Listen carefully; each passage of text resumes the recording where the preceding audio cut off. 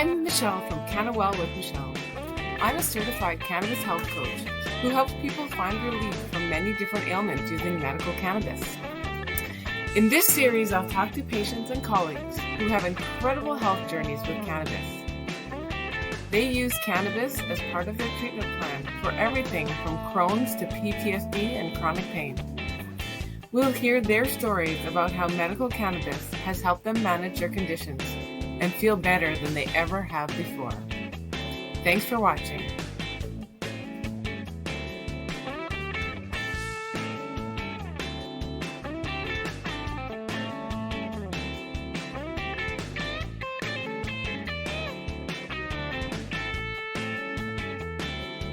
All right, here we go.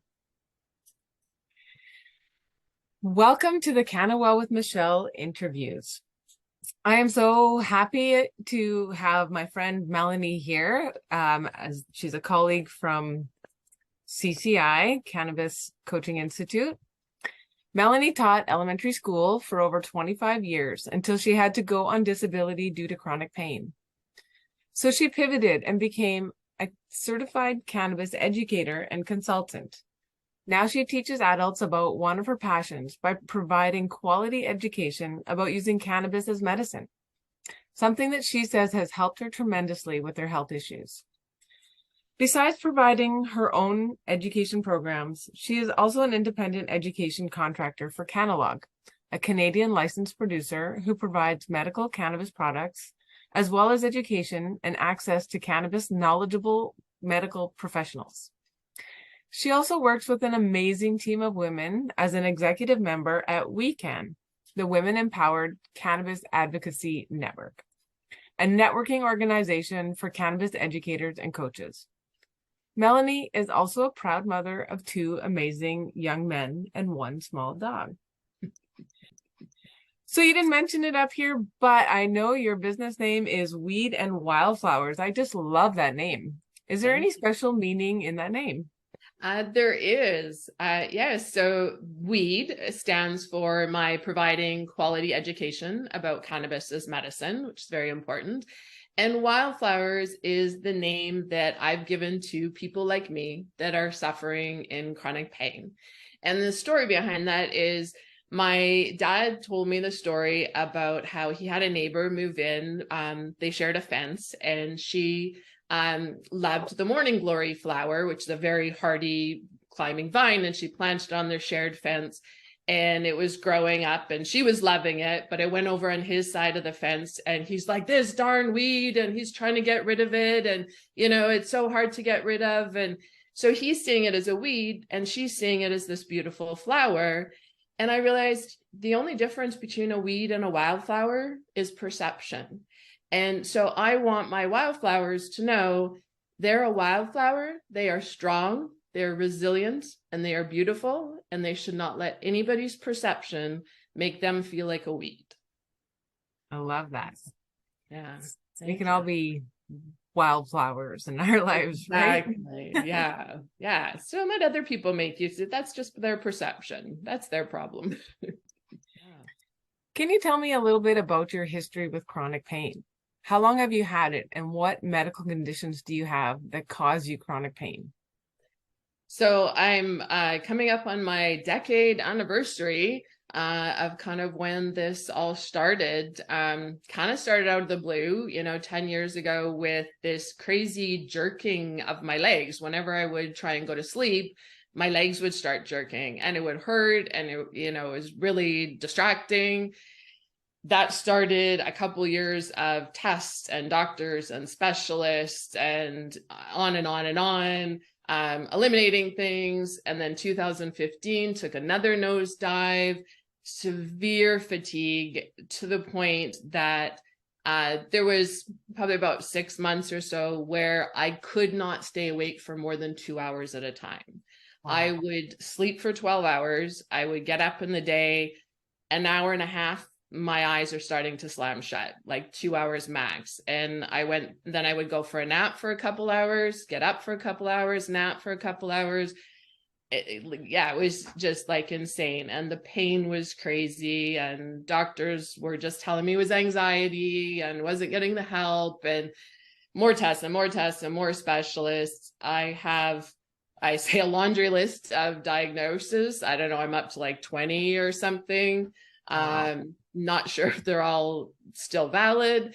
So some of them that people can relate to, I have central sensitivity syndrome, which I can explain, fibromyalgia, chronic fatigue, chronic migraines, IBS, irritable bladder, irritable larynx, arthritis, neuropathy in my feet, which is like walking on glass. It's horrible. We're trying to, do something about it now. And then back pain. So this January, I had a disc replaced in my neck. And in 2020, I had 3 emergency back surgeries and had a disc replaced in my low back due to Cauda Equina syndrome, which is the most painful thing ever. Way beyond childbirth, kidney stones, sciatica, it's insane. So yeah, I have a lot going on, still not under control, still, lots of things happening. And yeah, things kind of come and go. It's been, kind of a crazy ride. Wow. That sounds like a long time of struggle for sure. Yeah. Yeah. Yeah. What would you like to tell people to help them understand what it's like to live with all of that chronic pain? That must have just been, being only able to sit up for 2 hours at a time and ready to sleep and close your eyes. That just must have been hard to be raising your kids and living life. Do anything. Scary, overwhelming, lonely. And I think that's what people maybe expect. Yeah, it's in pain. Of course, it's horrible and you're in pain, but it's lonely, it's isolating. My life has narrowed down to, like this. Somebody will ask me about some world event and I'm like, I'm sorry, I know nothing about that because I'm trying to have a shower, like my life is this big. My life is not like anybody else's. It's not like it was 10 years ago, not like I imagined it would be, at this point in my life. My life revolves around doctor's appointments, physio, massage, chiro, pacing. I have to make sure that I don't do too much, that tomorrow I'm not going to do anything. So I have to think about things that people don't think about. So it's hard for people to relate and me to relate. I'm not doing the run around and work and kids and all these things that other people are. And the other thing is being really scary and overwhelming. And I've said my pain, and I'm sure some of my people listening out there are going to relate to this. It's like a deep, dark pit. I always think of those pit traps that the animals are, and I'm at the bottom of this pit looking up 20, 30 feet, and there's no handholds, there's no ladders, no vines, and I have no idea how to get out. I don't even know where to start. It's just so overwhelming and scary, and you don't even know how to begin to get out of this. And so I want to let people know I've been there, I've been in the pit, and I have gotten out more than once. So it is possible. I totally understand that feeling. It's horrible. It's scary. And hopefully this maybe gives some people some, some hope that, they can get out, because I've been there. And one of the stories that it's kind of this weird story, but it's relevant, that I heard the story about an experiment with rats. And what they did is they put, and everything turns out okay for the people that are concerned about the rats. They put these rats in a swimming pool and they wanted to see how long they could swim before they would drown. And so they, were timing them. And at about 20 minutes, the rats started to go under. And so they scooped them out and saved them, and they dried them off and had the little rest. And then they put them back in the water. And do you want to guess how long they lasted? Now, keep in mind, they were already exhausted. How long do you think they lasted the second time? They lasted 3 hours. 3 hours after they were already exhausted. They had hope. Because they had hope. Exactly. Right. That's how powerful hope is. So I want people to get out of this that, there is hope, right? I've been there, I've been at the worst, and hopefully this gives them some hope that they can get out, That's really powerful, Mel. Thank you. Yeah. How can people support other people in their lives with this chronic pain? I think the biggest thing is, and see, sorry, I shift because that's my pain, is listen to what they're saying and don't judge. I cannot tell you, and every person in pain will tell you, how many times we have heard, just lose weight, exercise, diet, do yoga, and everything will be all better. Okay, no, no, if it was that easy, we all would have done it. Okay, it's not that easy. So if you're genuinely trying to offer something, what about this? I heard about this thing, that's different. But this judgy, just lose weight and exercise, or it's just in your head. Yeah. Can't tell you how many times we hear that. It's just in our head. It's not anxiety. It's not stress. We didn't choose this. And we're not lazy. Okay. And, one of the things, in our life is some days are great and we can do all kinds of things. And then the next day we can't get out of bed. And that's just how it is. So, some people, and I've been very lucky that I have a very supportive family, but some people are like, well, why can't you do the dishes today? You did it yesterday. So, understanding that unpredictability and, really listening, and then offering, if you really want to help, offer practical advice, like help clean the house, Right. Do things that are hard for us. Like it's easy for me to order groceries on an app and have it delivered, which is what I now do. That's thank you, COVID, for that. But, other things, like if I have to run out and do something, walking is very difficult for me. So, offer to do those running errands and, helping out and making dinners and the practical things. That's what's really going to help us. And if you're going to ask us how we are, do you really mean it? Because we will automatically just say we're fine. So unless you really want to know, then sometimes I'll say, oh, wait, no, you actually mean it. How am I? Okay, now I'll tell you the honest truth, because otherwise we just go, it's fine. It's fine. Yeah. Because we feel like people don't really want to hear us complain all the time. Right. We feel like it's always complaining. Like I always have something going on. And I guess that's the other thing about, chronic pain is the unpredictability. I don't know what my day is going to look like. I said, I open my eyes and it's like playing roulette in the morning. I know that I'm going to hurt. And it's just a matter of what body part and how bad it's going to be, and sometimes I wake up and then, yesterday is another good example of, unpredictability. I went to physio. I'm working on my knee because I just had knee replacement 3 months ago. And halfway through the physio, I start getting chest pain and I have something called costochondritis. And it's spasming of the tissue connecting your rib cage. So it's like somebody stabs you through the chest and it goes up your back and across your chest and up into your neck and your jaw. And it just spasms and it hurts so much. So we had to stop physio. The only thing I can do when it happens is lie on a heating pad and put a heating pad on my chest and deep breathe. That's the only thing I found that helps. So I had to lie at physio for an hour. Had planned to go run some errands. No, I had to come home and, deal with that.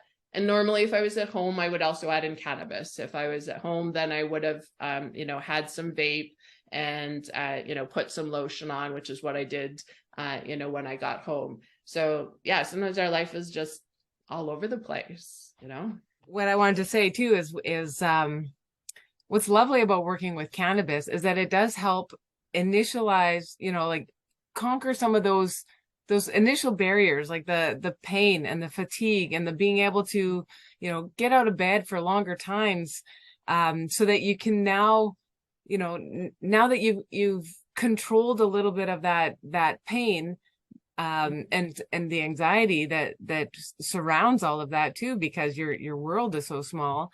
Anxiety and depression is huge with almost always. Then now you can start doing some of those other things and feel better already on the inside. Like, okay, well, I was able to do a little bit more housework today. I was able to, do a stretch or, a nice peaceful yoga and just feel better in my body. And by starting with something, it just helps to lead into those next steps. Yeah. Yeah. And I find that with cannabis, it's nice because it's not really sedating. Like you can take some, at night where it helps you sleep, but I don't find that heavy sedating that we get a lot with medication. It's kind of like the pain is still there, but you just don't care so much, like you just kind of remove from it a little bit, it's there, but it's not screaming at you so much. Because for me, my pain is a bully, right? It's at my head going, hey, poke, poke, poke, poke. No, you can't sleep. No, ha. And it's just, it kind of reminds me of my sister growing up. It was just, a relentless, right? You're never able to completely relax. You're never able to so it's just that bully that's constantly poking at you and irritating you. So you can't ever just relax. So yeah, I find cannabis has helped kind of separate that a little bit and make it not so, so intense. Yeah. So cannabis is a huge part of my treatment. So how did you get started using cannabis as medicine? And what were the main symptoms you were aiming to treat? So I was going to my doctor with, at this point, basically I was looking at pain and sleep. Insomnia is often a comorbid with pain because you're in pain, it's hard to sleep, right? And your brain is just so amped up. Your nervous system is just amped up when you have pain. So, we'd gone through a few things at this point. I started in 2018. So this is 5 years into, this journey. And I had switched doctors at this point, and I was seeing a new family doctor, and he said, what about cannabis? And he said, I'm not comfortable prescribing it. I don't know enough about it, but, it's kind of promising, right? Yeah. And this is, this is still true. And I was lucky enough that he referred me to a clinic here that was a cannabis clinic. And it's kind of funny because I thought these were everywhere because this one's quite close to me. And it wasn't until I joined CCI that I realized, oh, cannabis coaches aren't everywhere, because I was lucky enough to start with a cannabis coach. Right. So the clinic, the way it's set up is they have doctors that assess you and talk to you and, do a whole thing. And then they'll give a prescription. So they'll kind of give, a dose and, this much CBD and this much THC and at this time. And then you work with a coach, and then that coach will find a specific product, and they'll say, okay, let's try this producer. And there's lots of producers and lots of products that fit that criteria. So if you're saying a CBD, there's hundreds of choices you could have. So they would pick one, and then we would try that. And then we played with the dose and worked along with that. And so I was lucky enough to work with a coach. And I wish everybody was able to work with a coach, ideally. Which I hope everybody connects here, find a coach. So yeah, that's how I started. And I was looking at pain and sleep at this point. And, they ask you like all of your things. And I was surprised at how many of my issues were, kind of on their list.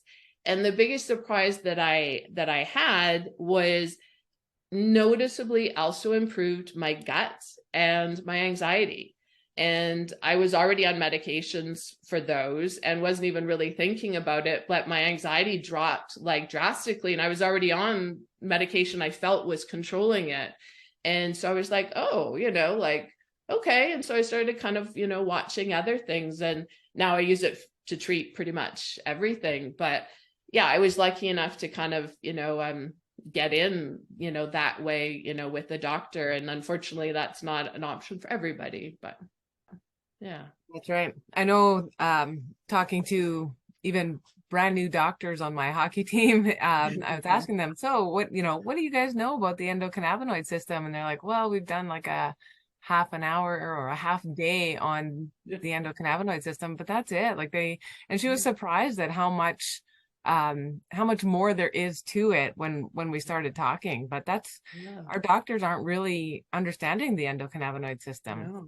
Well, I was at my doctor yesterday, same doctor, and I said I need the prescription for my grow license. Like, I've now been on it for what, like 4 years. Would you fill it out this year?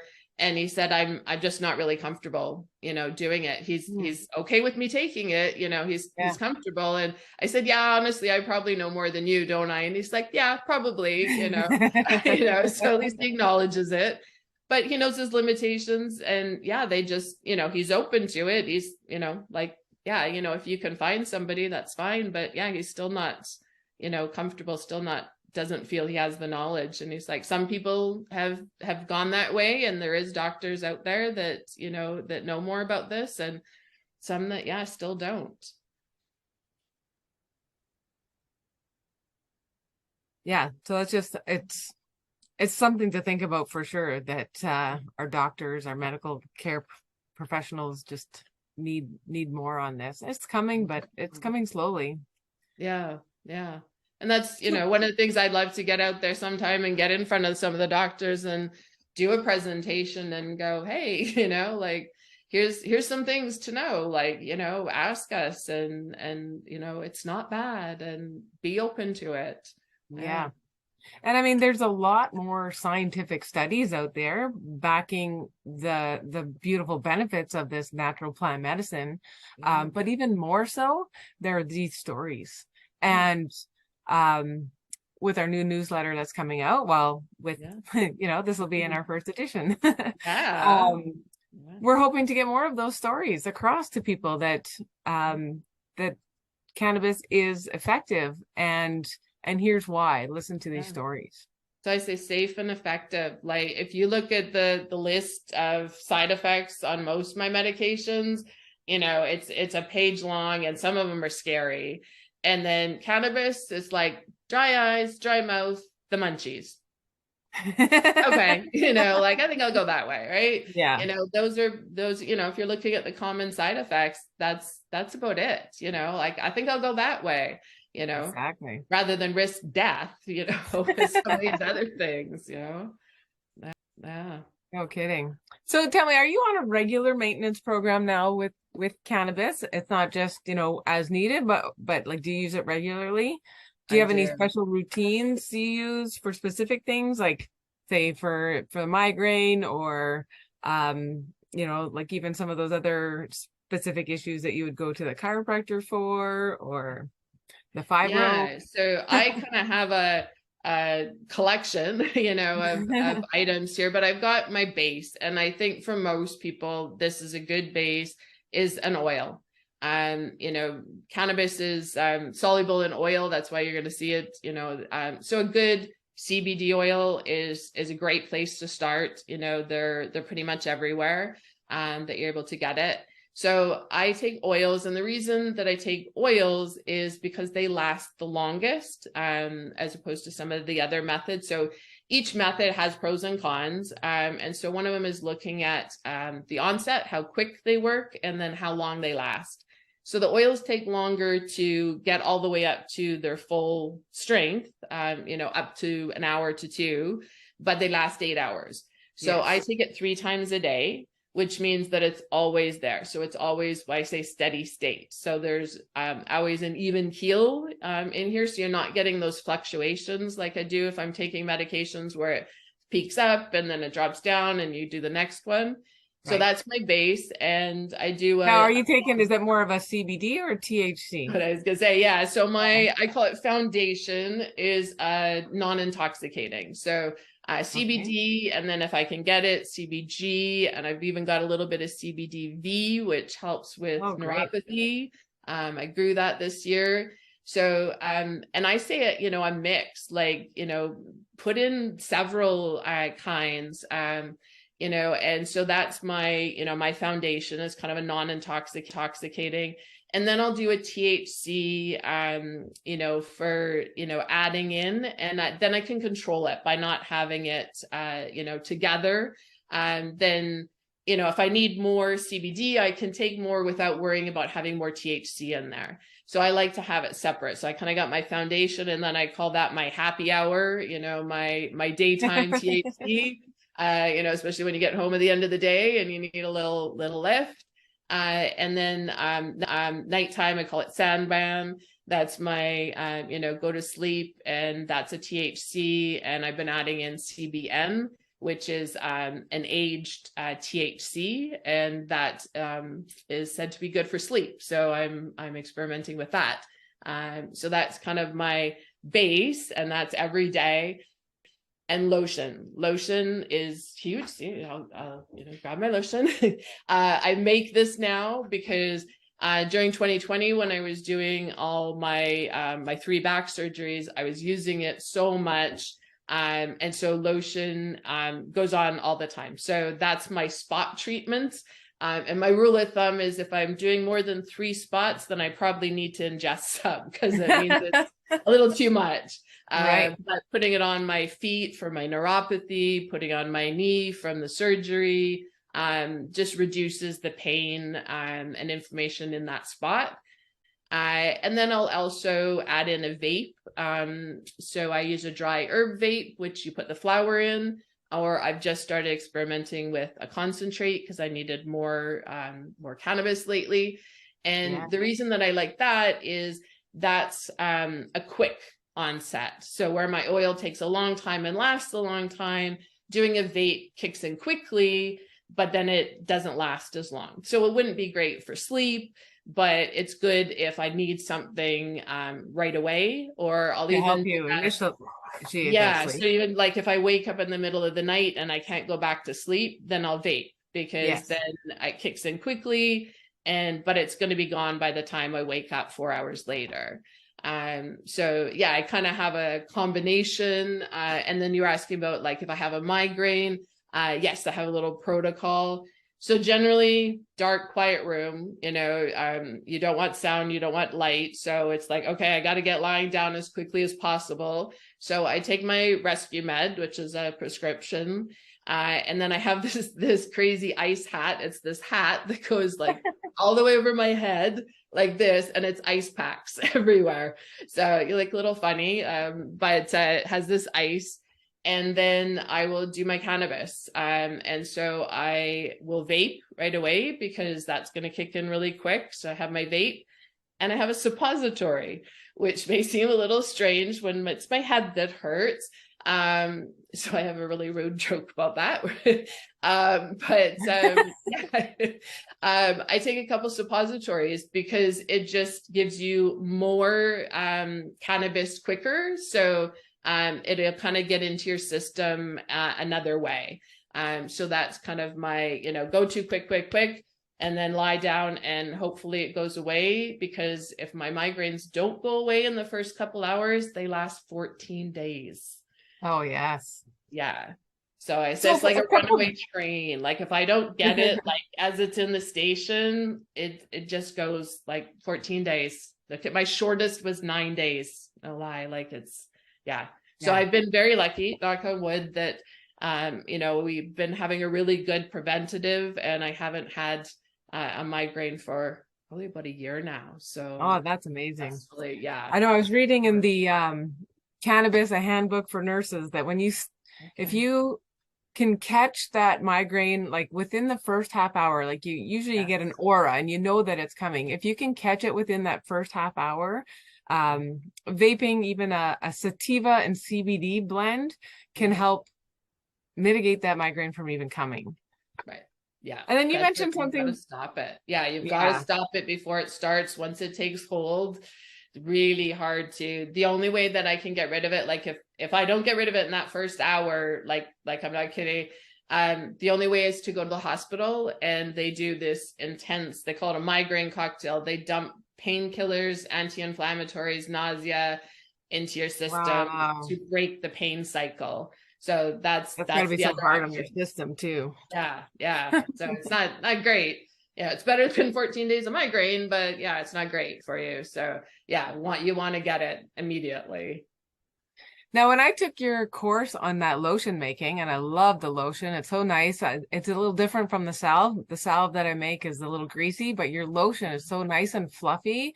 And then you can add in different essential oils. But in the course, when you were talking about that, you were saying how this lotion in the hospital, it was something that really helped take you from that dark, lonely place in the hospital, you know, full of pain and anxiety and not sure if you were ever going to get out of there. And that lotion was something that just really, really helped lift you out of that and bring you to a place where now I'm going to study this and I want to help other people. I've named my lotion Oasis, you know, because you know, when I thought about it, I said, you know, what does it mean to me? Because of what you're referencing. And I said, it's an oasis, a sanctuary, because it was the one thing I can control. So, you know, what you're referring to is in 2020, I had Cauda Equina syndrome, which is excruciating. Like even on the most morphine they would give me, I was insane pain. So it's sciatic type pain, but like on steroids. Like I've had sciatica for 20 years. That was like a walk in the park compared to this. Like I could not sit, stand, or walk like for seconds. Like I would cry trying to sit. Like I was just in bed rolling in pain. And I wasn't getting taken seriously, you know, wasn't getting the treatment I needed. So the only thing I had that I had control of was the cannabis that, you know, I brought in my drops with me and I brought in the lotion and I was just slathering that lotion on my lower body, you know, 5-6 times a day. And is that sense of control, you know, it was one thing that I could control that, you know, in this uncontrollable situation. And that was the situation, you know, when we're talking about hope, that was a deep, dark pit for me. I came this close to committing suicide. So hopefully that's not a trigger for anybody. I've never been suicidal in my life, but I was so helpless. I literally couldn't get out of bed. I've 14 days I was in the hospital and they weren't taking me seriously. And doctor after doctor was walking through my room and going, it's just pain, you know, you just got to suffer. You just got to deal with it. Like nothing we could do. And I knew it was Cauda Equina syndrome. And I kept telling them that. And they're like, no, it can't be. It can't be. And till finally my surgeon came in and said, you have severe Cauda Equina syndrome. We need to operate immediately. And I'm like, I know, I've been saying that for 14 days. You know, and so I just felt so hopeless and helpless. I'm at their whim. I can't do anything. And I came this close, you know, to ending my life. And I've never been there before, but I was just, I can't do this anymore. I just, you know, it was just relentless. And I had plans, you know, from the hospital bed. And, you know, my message to people, you know, take out of this is find an anchor. Find something to hold on to. So I phoned my kids and said, talk to me. Just talk to me. I don't care what you say. You know, just talk to me. And they just started talking. And then my oldest said, Mom, don't we have a doctor's appointment this afternoon, you know, for him? And I usually sit in. I was like, okay, right. I have to hang on a little bit longer, you know, for him. And that just got me through it. So find something, you know, that anchors you, a person, a hobby, something in the future, you know, call me, you know, like reach out to somebody, you know, if you're ever at that brink where you're considering, because unfortunately suicide and chronic pain are very common, you know, that you just can't do it anymore. It's relentless. So please, there is hope, reach out. You know, you'll get through it. I'm walking now. Everything's good. You know, so you can get through it. So what does your day look like now from before where it was, you know, maybe 2 hours maximum? Like I see you in all our meetings and, you know, you're looking pretty good and spry. And so how has that changed? How does your life look now? Yeah, so my fatigue has been really good for at least a year. Kind of gone the other way the last little while, partly because the neck the neck is irritating me when I'm trying to sleep. So I'm only sleeping maybe 7 hours a night. So I'm not getting quite enough sleep, but not too bad, not too bad, not full insomnia, which I've had. So, I've got a full day, but I have to watch how much I do on a day, so if I have a meeting, then I take a break after, I'll have maybe, I have to think about how many appointments, like if I live outside of Vancouver, it's an hour away. So when we say go into Vancouver, it's a trip, right? It's a busy freeway, busy, crazy, and it takes an hour. So if I'm going into Vancouver for something, that's a 3-hour, 4-hour trip. That's the day. That's there's nothing else kind of planned around that day. So pacing is huge for us. So yeah, my days are twice a week I go to massage, twice a week I go to physio. If I need to, I'll go to the chiropractor. Seems that on average, at least one doctor. Yesterday I had 2 doctors' calls. So there's usually a doctor in there somewhere still. Yeah, and then it's up and down. Like I've been planning this course that we'll talk about.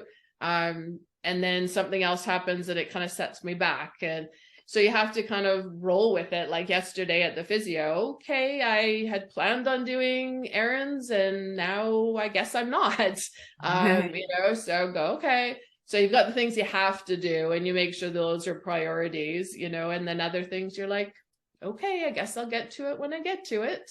So yeah, you have to kind of learn to roll with it. And I think that's a big thing that I learned. I went through a program on fibromyalgia, and acceptance, was a huge thing. Accepting my life is never going to look like it was. It's never going to look like I thought it would. This is my life, and coming to acceptance with that. And that doesn't mean I'm resigned. But at least it's expanded. It's not this. Exactly. Yeah. And so I'm like, okay, what can I do? And, where can I find enjoyment? We did this thing on values, and it was like, what is most important? I was like, my kids. And then like work and housework was like, down here. And I'm like, if you don't get the house clean, it's not the end of the world, So I try and go, like if I get to spend time with my kids, if I get to spend time with my family, I get to do things like this. I've got my new family, with my cannabis educators, then I'm happy. I don't need all the other stuff.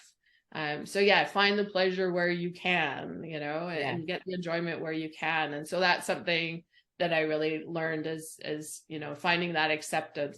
And I learned that I'm a very positive person. I tend to look at, it's okay. And I've never been like sunny Pollyanna, like everything's great. But when it comes push to shove, then yeah, I'm looking at the positive. It'll be okay. I'll get through this. So hopefully, people take that away that, find something that you enjoy. It doesn't have to be a big thing. It could be a small thing, what's really important. Right. Okay. So last question, maybe. So what do you want to do as a cannabis educator to help others with their chronic pain? Yeah. So, like I said, I really hope people have taken away hope, that there is hope for you. And cannabis may play a role in that. And so what I want to do is, I want to help beginners. My 2 people that I really want to help is people in pain like me and beginners. And I hear people all the time, well, I tried CBD oil and it didn't really work for me. And, or anytime I hear people like in a hospital or something, saying they're in pain, I'm always like, have you tried cannabis? I have to, I want to give them that, right? I want to give them that because I really believe the spark at least, right? Yeah. So I'm like, do you know that, this can help, but it's overwhelming for people. Like there's just not especially when their doctors aren't in alignment with that yet. Exactly. It's like, well, I don't know enough. And they may be telling him it's bad too. Not even just, I don't know, but it could be saying it's bad. So, I mean, I would love everybody to be able to involve their doctors. I do recommend if you have medications, talk to a pharmacist, though we're still. And the more we actually incorporate our doctors with our own personal choice of using cannabis as medicine, they'll start seeing those results and they'll start saying like, wow, I can see the progress. I can see it working. And we'll start getting more doctors and healthcare people on board with this cannabis use. So definitely, yes. Hopefully you tell them, doctor. but if they don't want to be the ones to give it to you, you can do this yourself. You can do this yourself. You know, we're both here in Canada where it's legal. Yeah. And so I say, think of it like an over-the-counter medication, right? So it is medicine. You know, you want to be aware, you know, could be interactions. There's not a lot, you know, but you want to be aware, and you want to be aware how it's going to affect you. Then this is something that you can do for yourself. So you can go into a dispensary, you can get a product, you can dose it yourself, you can take it yourself, you can monitor it yourself. But where do you start? What do you pick? How do you use it? What is the dose? What do you do? That's what I'm going to provide. So how I set it up is starting January 2023, it'll be an online self-paced course so that you can take it as quickly or as slowly as you want. You can start it whenever you want. And what it's going to be is a really practical step-by-step, exactly what you need to get started. So what kind of products do you choose? What dose do you start at? How do you increase? How do you know if it's working? You know, how do you, you know, tweak the program?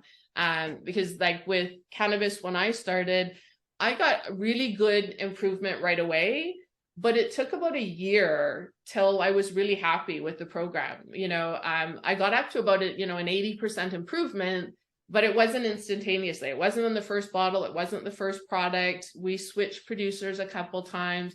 So it was about a year before I was really happy. And so I always tell people, you know, be aware that it may take you a little while to find that, you know, sweet spot. I always say, be willing to try 5 different products before you, you know, give up, because it's not all the same. You know, we'll talk about this in my course, but it's not all the same. CBD is CBD, but there's a bunch of other stuff around it that affects how it's going to affect you. And so, you know, I go into that in the course, but, you know, be aware that it's not just straightforward. It's not the same as a Tylenol.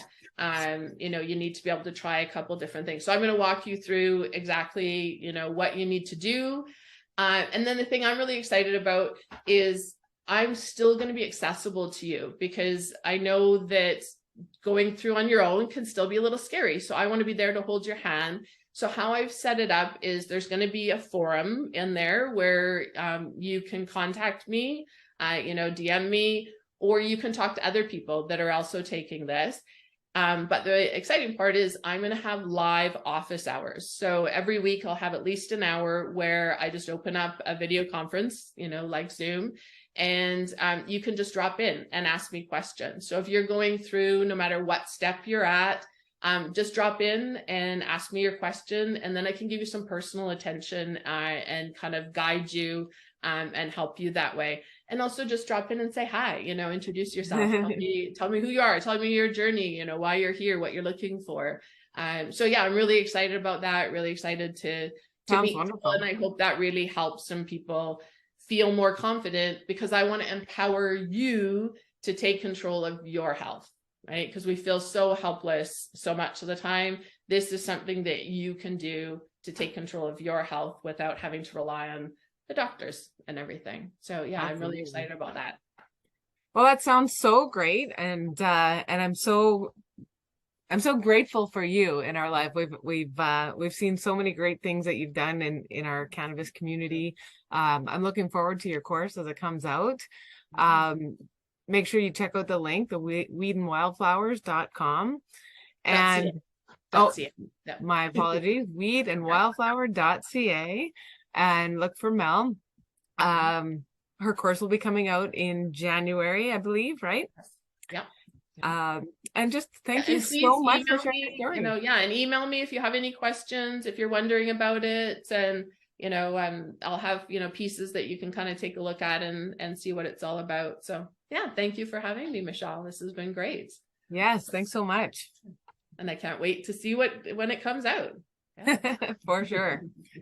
Okay, well, thanks so much for chatting, and we will be touching base. Thank you. Okay. By the time this airs, I will have launched my course, Road Trip, a beginner's guide to exploring cannabis as medicine. And so I really hope to see some of you there. And as a little enticement, if you go to my website, weedandwildflowers.ca, and sign up for my newsletter, tell me that you saw me here on the Effective Cannabis newsletter, and I will send you a 20% off discount launch code. And I really hope to see some of you in my course.